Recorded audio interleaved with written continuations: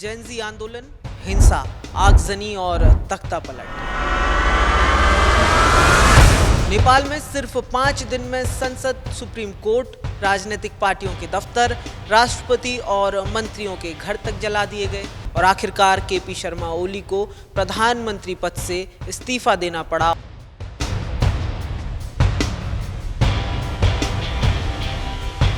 इस अराजकता की लपटों के बीच एक रहस्यमयी भविष्यवाणी फिर से चर्चा में है। वो है गुरु गोरखनाथ की भविष्यवाणी। चलिए जानते हैं क्या है भविष्यवाणी और इसके पीछे की कहानी और कौन थे गुरु गोरखनाथ। गुरु गोरखनाथ नाथ संप्रदाय के महान योगी और सिद्ध पुरुष थे, जिन्हें 11वीं और 12वीं शताब्दी का माना जाता है।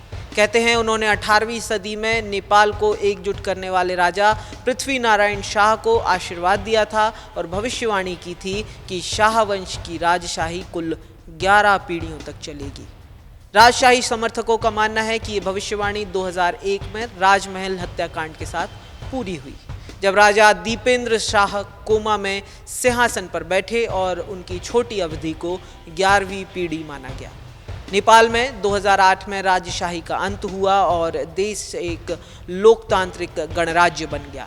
हालांकि कुछ लोग इसे आखिरी पीढ़ी का शासन नहीं मानते। उनका मानना है कि अभी एक और शाह वंश की पीढ़ी नेपाल में राज करेगी। दरअसल प्रदर्शन के दौरान नेपाल की सड़कों पर गूंज रहे नारे राजा आउन्छु फुर्ज यानी राजा वापस आना चाहिए ने इस भविष्यवाणी को फिर से सुर्खियों में ला दिया है। फिलहाल इस अराजकता के बीच सबकी नजरें राज परिवार पर टिकी हैं।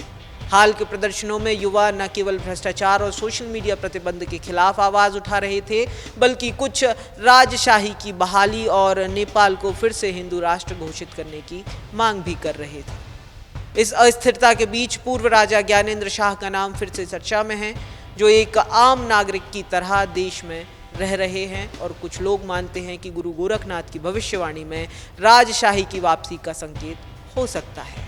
फिलहाल पूर्व चीफ जस्टिस सुशीला कार्की देश की पहली महिला अंतरिम प्रधानमंत्री बन गई हैं। राष्ट्रपति रामचंद्र पौडेल ने राष्ट्रपति भवन शीतल निवास में उन्हें शपथ दिलवाई। जेनजी नेता सरकार में शामिल नहीं हुए, वे बाहर से ही सरकार का कामकाज देखेंगे। अब सवाल ये है कि क्या नेपाल में एक बार फिर राजशाही लौटेगी या ये क्रांति एक नए लोकतंत्र की नींव बनेगी। हमें कमेंट कर बताएं। साथ ही ऐसी ही स्पेशल स्टोरी के लिए द प्रेस हिंदी को जरूर सब्सक्राइब करें।